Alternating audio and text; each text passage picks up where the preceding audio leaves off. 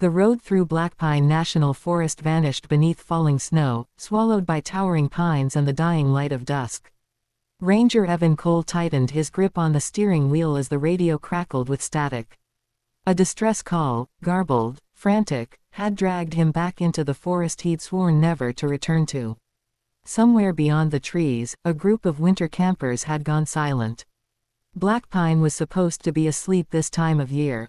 But Evan knew better. So did the scars along his ribs, souvenirs from a night 12 years ago when something massive, fast, and intelligent hunted him in the dark. At the ranger station, Evan met Drive. Maya Alvarez, a wildlife biologist sent to investigate unusual bear behavior. She spoke in calm, scientific terms, migration patterns, food scarcity, climate disruption, but her eyes betrayed concern. Claw marks gouged into steel dumpsters.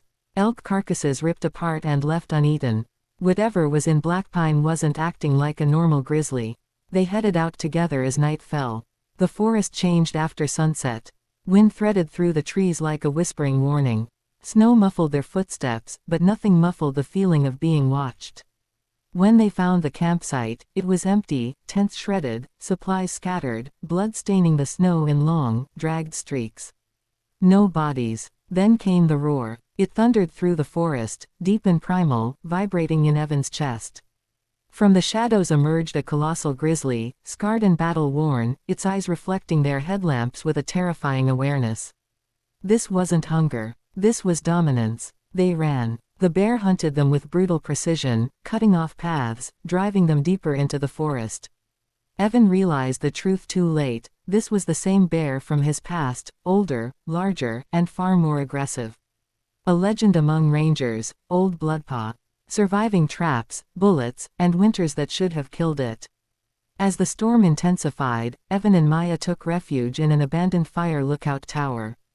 The structure groaned under the wind as Bloodpaw circled below, slamming into the supports with bone-shaking force. Maya uncovered evidence from her research. Bloodpaw's territory had been shrinking for years, pushed back by human expansion. The bear wasn't a monster. It was a king with nowhere left to rule.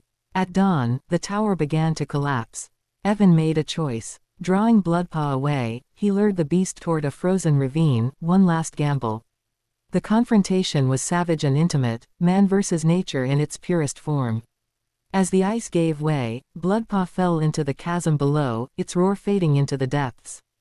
Silence returned to Blackpine. Rescue helicopters arrived hours later.